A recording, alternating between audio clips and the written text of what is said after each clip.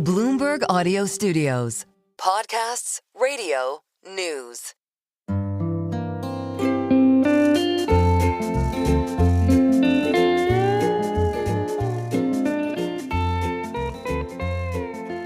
Hello and welcome to another episode of the Odd Lots podcast. I'm Joe Weisenthal. And I'm Tracy Alloway.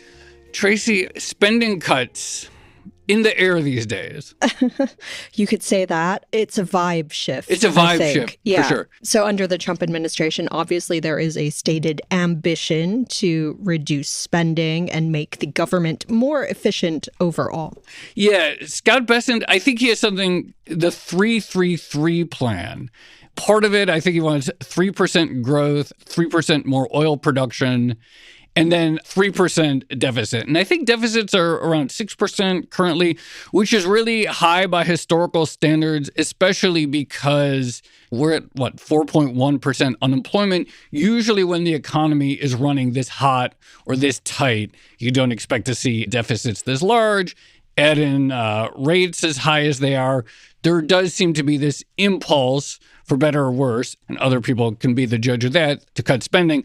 But on the other hand, it's very difficult. Wait, why do you say that? Because early in my career, there was the Eurozone crisis. And I think there was some austerity imposed in places like Greece, ultimately. So why do you say it's difficult? So actually, there's two things here. And I think that's really apt. And I think this is a fascinating question in its own right, which is, why is it that in 2009, 2010, in the aftermath of the great financial crisis, when we had widespread unemployment, why was the appetite for austerity so high then at a time when there was so little aggregate demand? And now at a time when, obviously inflation has been running hot and so forth, why does it seem more difficult? That in itself is a fascinating question. But I guess what I would say to answer your question specifically is that anytime people talk about cuts, there is not a ton of discretionary spending in the U.S. government budget.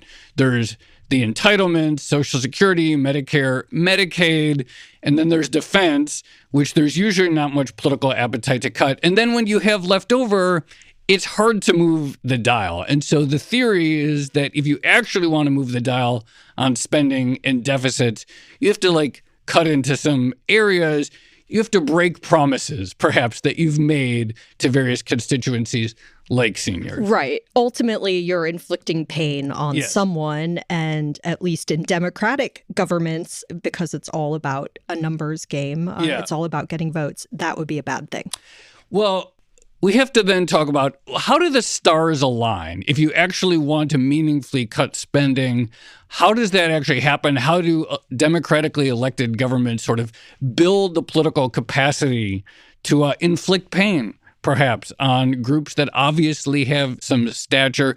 We really do have the perfect guest. We are going to be speaking with Firtz Bartel. He is an assistant professor of international affairs at the Bush School at Texas A&M, and he is the author of the book, came out in 2022, The Triumph of Broken Promises, The End of the Cold War and the Rise of Neoliberalism. And it's kind of about exactly this topic, how governments break promises. So, Professor Bartel, thank you so much for coming on Odd Lots. Thanks so much for having me. Your book is really interesting because you talk about the sort of resource constraints and spending constraints in the U.S., the UK, and the Soviet Union. All of it was sort of building up to a head in the late 1970s, early 80s. Before reading your book, that hadn't clicked to me that all of these different economies were sort of facing the same stresses at the same time. What was going on that suddenly around the world, governments felt this impulse, like, we have to cut, we have to constrain ourselves? Yeah, so I guess the short answer is that the kind of post-World War II economic boom had run aground in the 1970s. Obviously, there was the kind of birth of stagflation. There was a decline in productivity growth across Western economies. The Soviet economy and the Eastern Bloc, more generally the Communist Bloc, had run into the end of their growth model, kind of this hyper-industrialization growth model, had started to produce fewer and fewer results. So in both the Eastern Bloc, the Communist world, and the West, the growth model, one largely based on kind of industrialization, certainly based on cheap energy resources, had started to run aground roughly at similar kind of moments in the early 1970s. And then these crises that kind of came to define the 1970s, the energy shock of 1973, again in 1979, the monetary confusion and shocks of the 1970s also spurred a great deal of inflation and crisis across the world. And so in both East and West, the societies had largely concluded that they did not have the resources to meet the commitments that they previously had made to their constituencies, or at least that's how it became framed and understood. So you mentioned commitments. What exactly were the commitments or the promises that different governments had made to their citizens? Because, I think about America, and obviously in the 1950s, 1960s, there was the American dream of a nice house in the suburbs and a car and 2.4 children or whatever it was. And then in the East, I think there was a promise of economic growth, but maybe the emphasis was more on equality of economic growth versus just pure economic growth. Yeah, so I think, as I defined in the book, this kind of politics of making promises took different shapes in the West and the East. The West had more abundance from the start, and certainly creating abundance was at the core of what democratic capitalism was all about.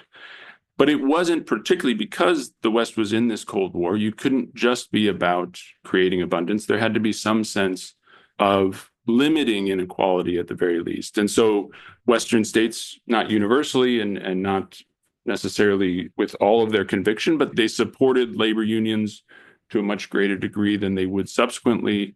They created broad welfare states that invested in cradle-to-grave type of state intervention. They largely secured, for at least large segments of their population, income security, job security, full employment. Even the commitment to full employment was a kind of post-war novelty that governments could actually make credible. And in the East, it took something, it was a slightly different shape, but there were similar kinds of promises made that your workday would get shorter, your even intergenerational upward mobility would increase, you had access to housing.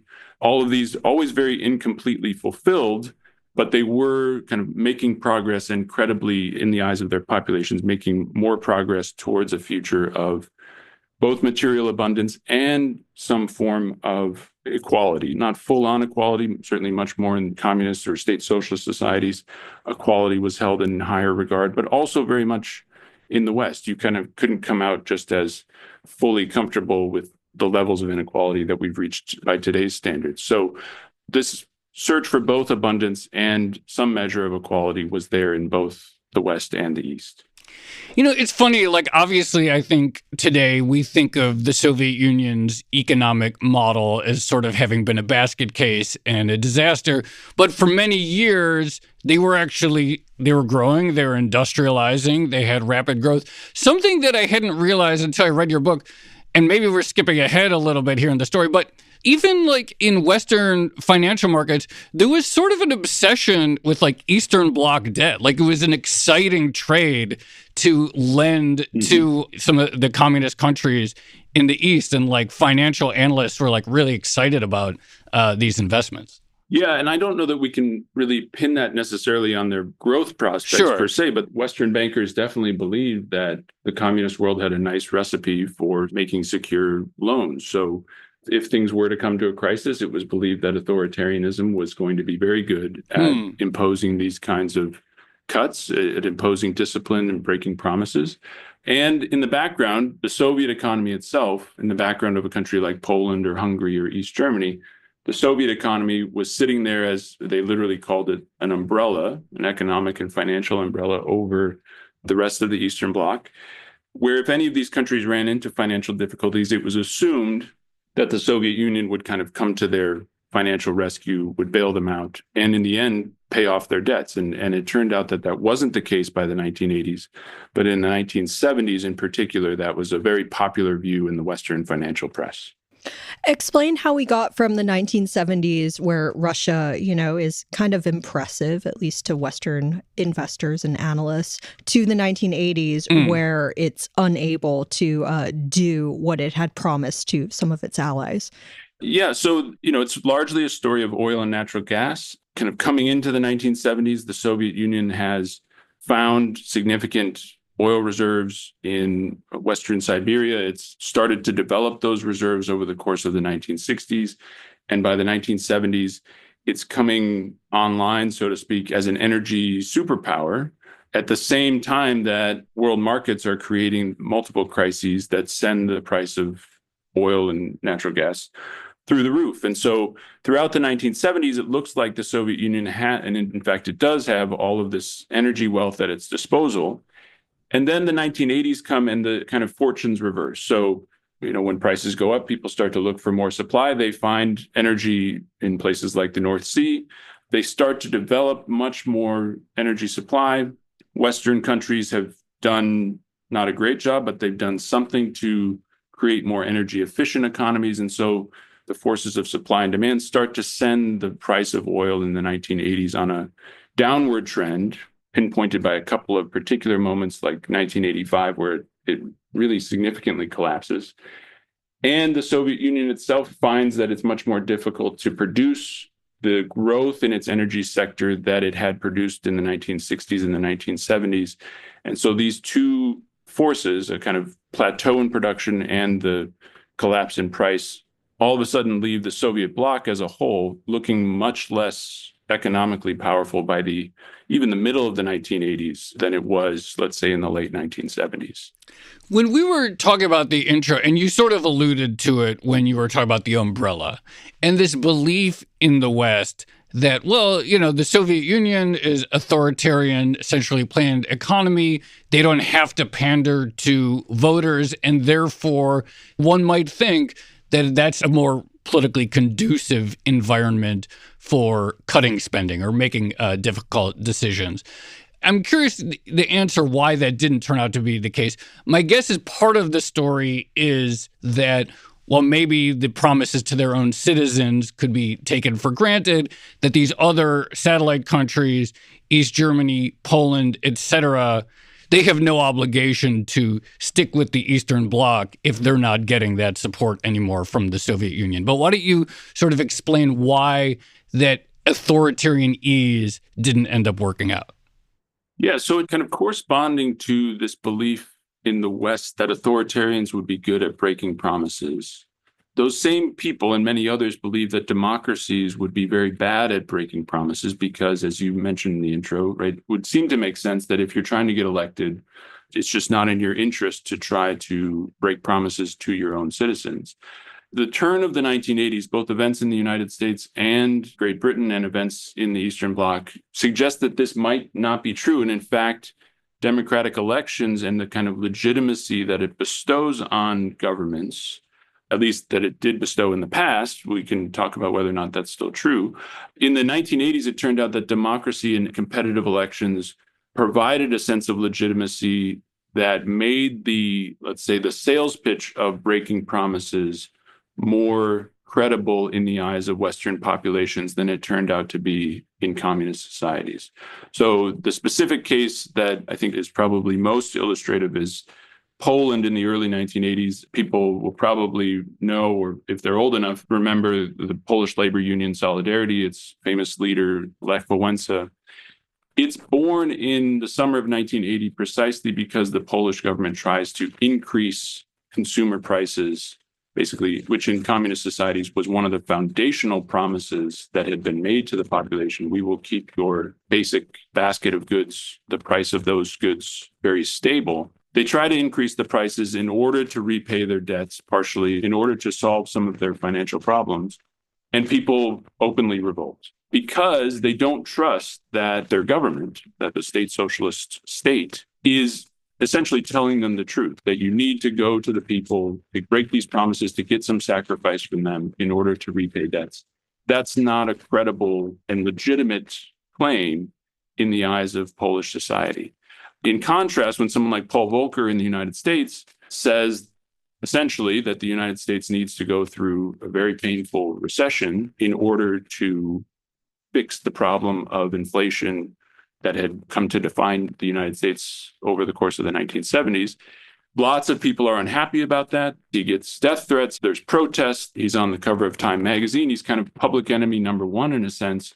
But it does not result in a kind of full-blown revolt against the system as it did in the Eastern Bloc. And so the legitimacy that democracy itself bestowed on Western states turns out to be the mechanism, I think, by which they were able to break promises to their people. Whereas in the Eastern Bloc, authoritarianism proved to be very weak at this task because the only thing people had come to expect from their government, they didn't have any political role in it. The only thing they'd come to expect was some kind of material improvement year over year, meager though it was. And that was lacking in the Eastern Bloc.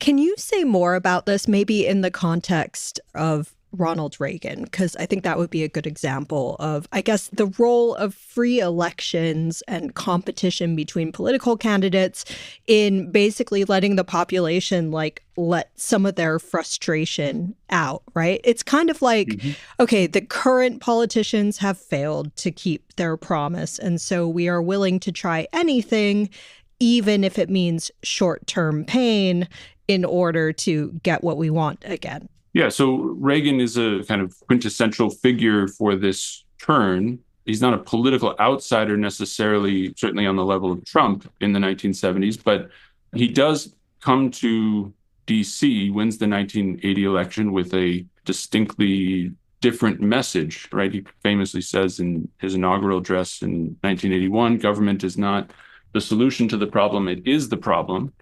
And that kind of message, right, which is already one that is then conducive to breaking promises because it's redefined the state as the problem itself.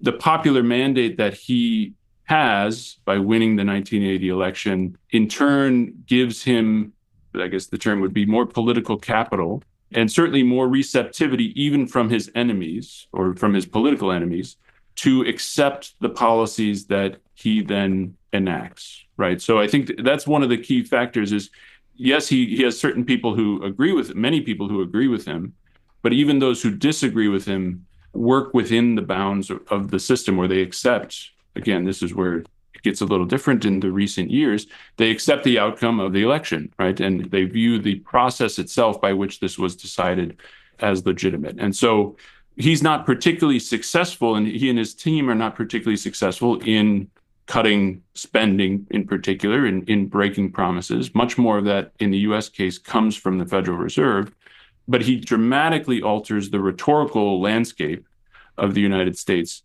and does so by bringing this movement from outside Washington, D.C. and redefining what the kind of terms of the debate will be in the 1980s.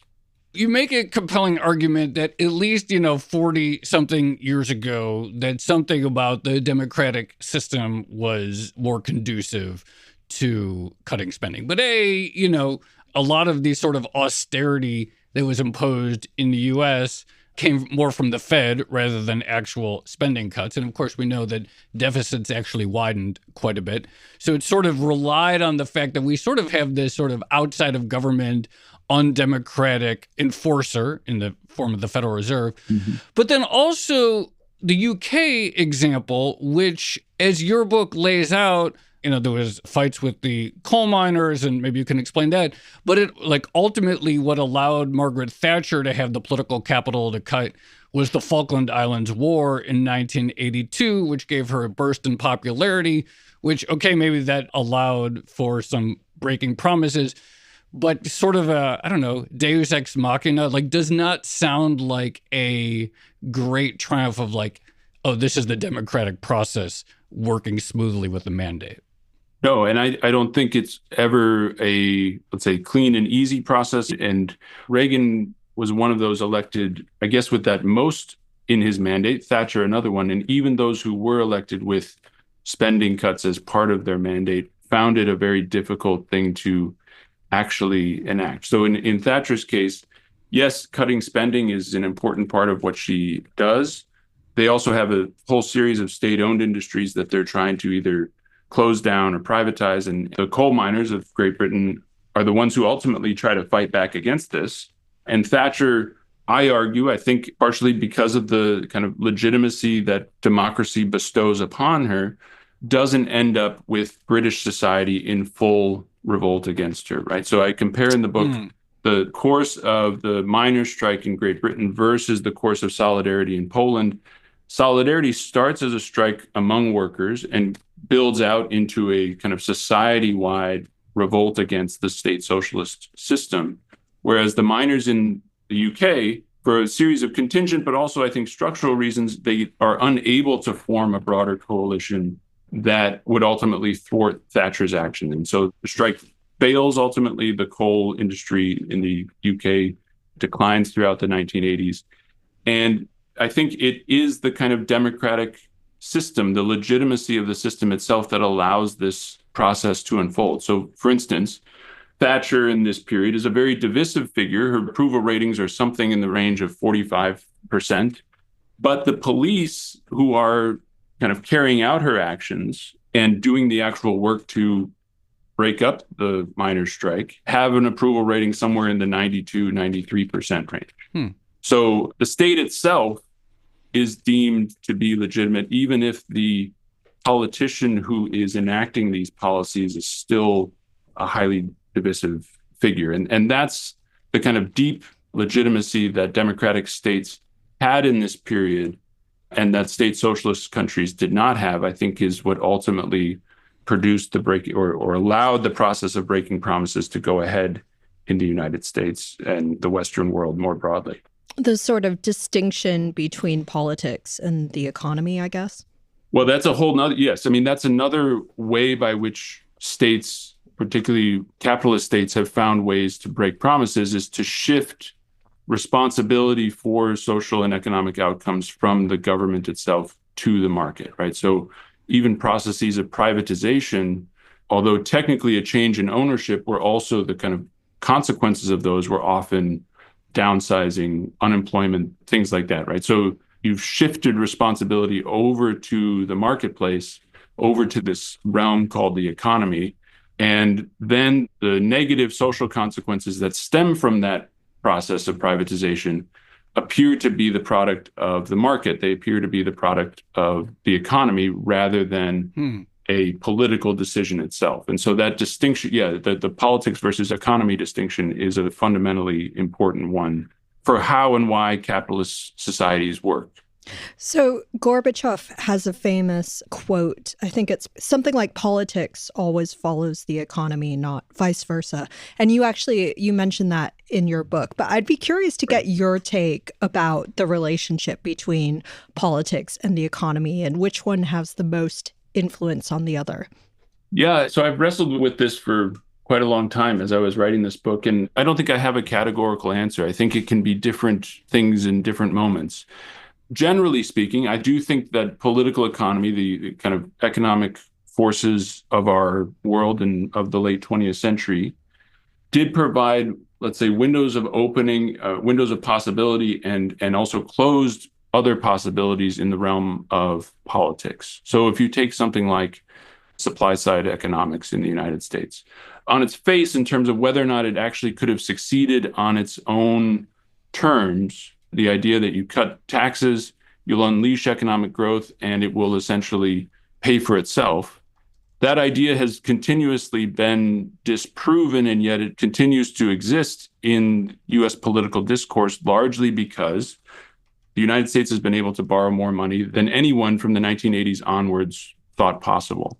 And so I think political ideas and political formations, political movements, their lifespan and their popularity, and then their moments of coming to an end, do kind of have an economic underpinning that makes them possible or not. You know, I'm curious. This book came out, I think, 2022 during the peak of the recent inflation wave. When you wrote it, I mean, I imagine, you know, this is years and years of research in your career, but how much were you thinking about the present day? And I recognize you keep sort of hinting at, well, maybe democratic governments in the West don't have the same perceived legitimacy to do unpopular things or to do things at all. But I'm curious, like, as you were writing it, how much you were thinking about, like, this is a lesson for contemporary times.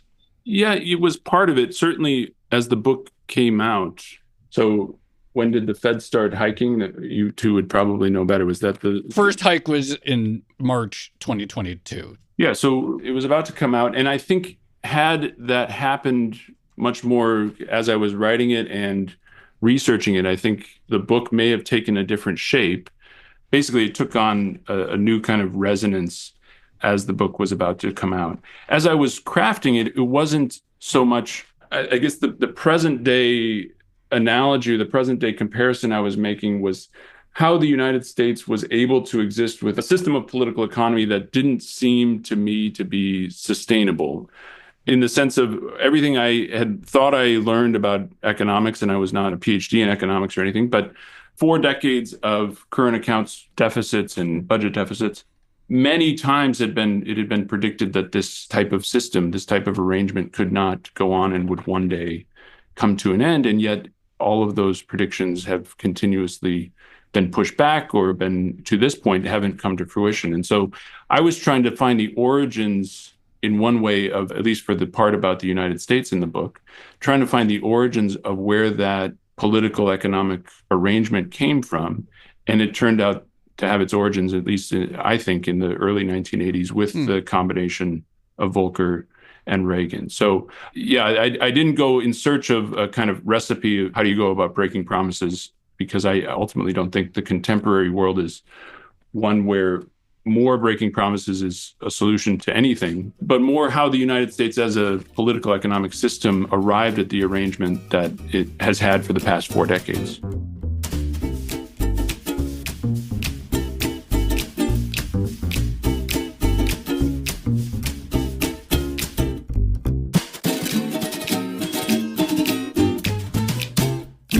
This reminds me, actually, I wanted to ask you about the actual research process of writing a book like this, because I read on the back that you did a bunch of new archival research. What was that like? What did you find?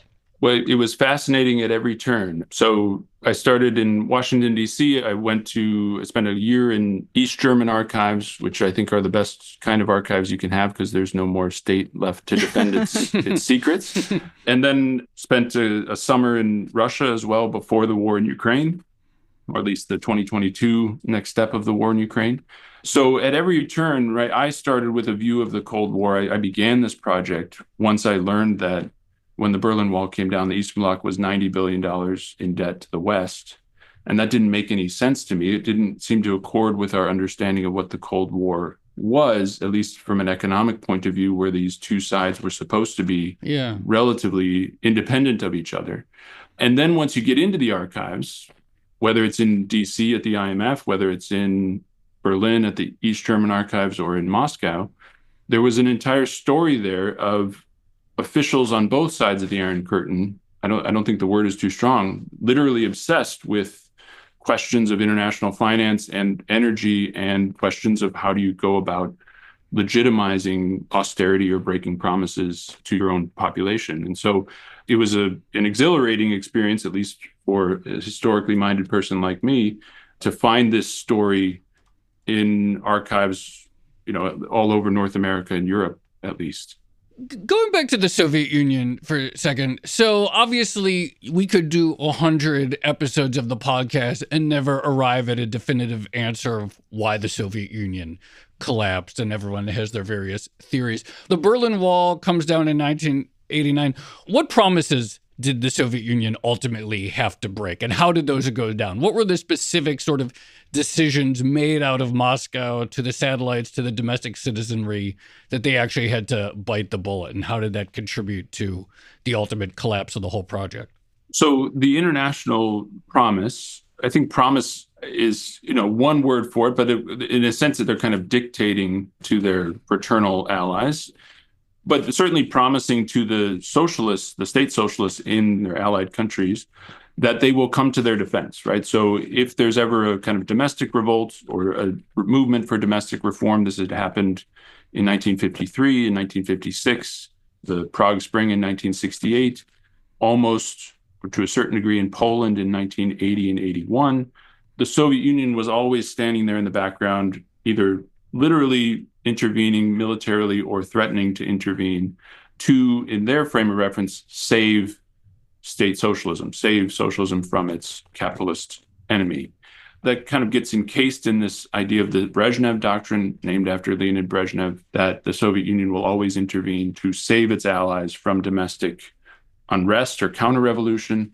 That promise gets broken in the late 1980s as Gorbachev and many, many others beyond him end up viewing their imperial relationship as a bad economic deal. So they're subsidizing their satellites in all kinds of ways, but particularly with low-cost energy. And they're not getting, in their view, anything in return, or certainly not getting a fair deal in that alliance relationship. And so he eventually says, essentially, you handle your own problems, we'll handle our problems. I placed that moment in 1986. And within a couple of years, of course, they're testing the limits. And in 1989, the Iron Curtain comes down and the Berlin Wall collapses. Domestically, the Soviet economy, at least there's a kind of Soviet social contract that the state will provide, right, in exchange for your political silence. The state will provide you with low-cost consumer basics, job security, right? There's no unemployment in the society, at least no official unemployment. So you're going to get kind of a lower level, but certainly socioeconomic security in exchange for your political silence. And that he too also through perestroika tries to start to break those promises, introduce more market mechanisms, even eventually coming to the idea that there would need to be unemployment and more job insecurity in Soviet society. I know your book stops with the end of the Soviet Union, but can you maybe give us a little bit of color on how the market opening played out among people? And I'm thinking specifically about price increases, right? So the social contract for such a long time is, as you said, you'll have subsidized energy and low-cost basic goods and a job. And then suddenly all of that becomes very uncertain. What happened and what was the sort of response from society? So it plays out slightly differently in each place, of course, but a place like Poland, for instance, very quickly introduces shock therapy, as it was even called by its proponents in the fall of 1989. Essentially, the question on everyone's mind was, if we see that there's this, they hoped, very short period, maybe 6-8 months, maybe a year of economic difficulty that we have to go through as we enter into the market, then we might as well get it done as quickly as we can. That was the shock therapist's message. It was also, they were fully aware that this was going to be extremely unpopular. Breaking promises is never popular. So again, better to do it quickly while everyone is kind of in this euphoric moment of having defeated communism or moved past their communist systems. We should use this time to do as much economic transformation as we possibly can. And so in many of these countries, there are periods of wrenching economic change, dramatic price increases. Unemployment goes up at a slower rate than people had been anticipating, largely because companies kind of take their employees' livelihoods, luckily, much more to heart than standard market models had been predicting. So there was not as much unemployment as people anticipated, but still a great deal of industrial restructuring, deindustrialization, things like that. And the question, a much broader question that I think is something open for historical research, is how all of that process could have been done much more productively. Let's say that maybe some promises had to be broken in some kind of way, right? I think there is something about industrial restructuring that is going to be painful. And if you think that entering the global market is ultimately a good thing on some kind of terms, there may be some kind of broken promise within that. But how to do it in a way that is most humane, most pro-growth, because economic growth often didn't appear in these places for quite a long time. I think that's something that we'll need to focus on as historians for quite a long time to see where the better routes may have been passed over. Firtz Bartel, fascinating conversation, very timely. Thank you so much for coming on Odd Lots. Thanks so much.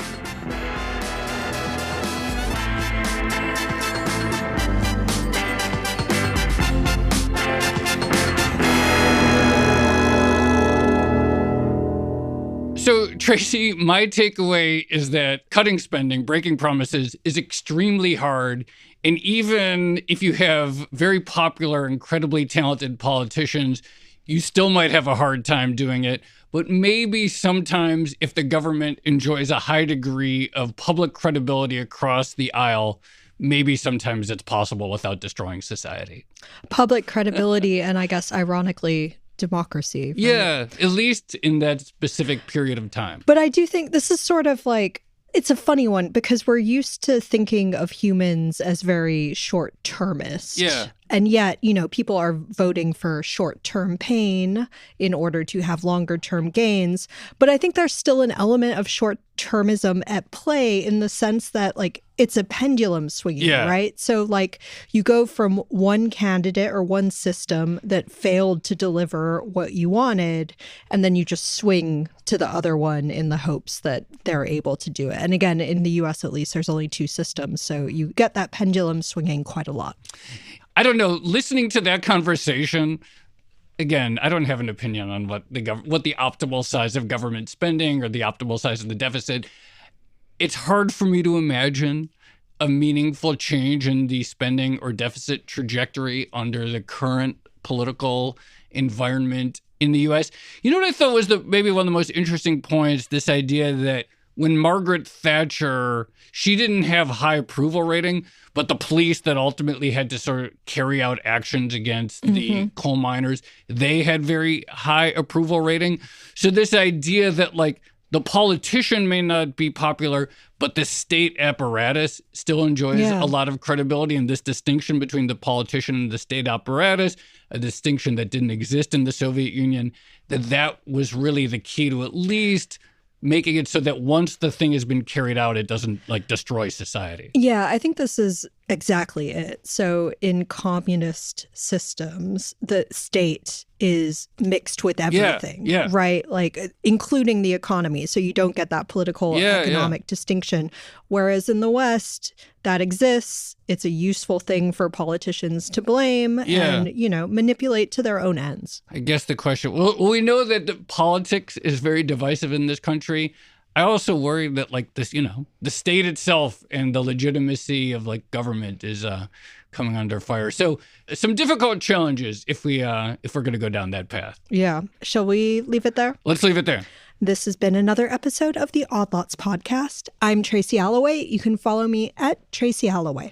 And I'm Joe Weisenthal. You can follow me at The Stalwart. Follow our guest, Firtz Bartel. He's at Fritz_Bartel. And check out his book, The Triumph of Broken Promises. Follow our producers, Carmen Rodriguez at Carmen Armin, Dashiell Bennett at Dashbot, and Cale Brooks at Cale Brooks.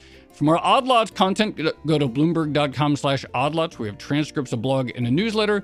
And you can chat about all of these topics 24/7 in our Discord, discord.gg/oddlots. And if you enjoy Odd Lots, if you like it when we talk about historical examples of governments cutting costs, then please leave us a positive review on your favorite podcast platform.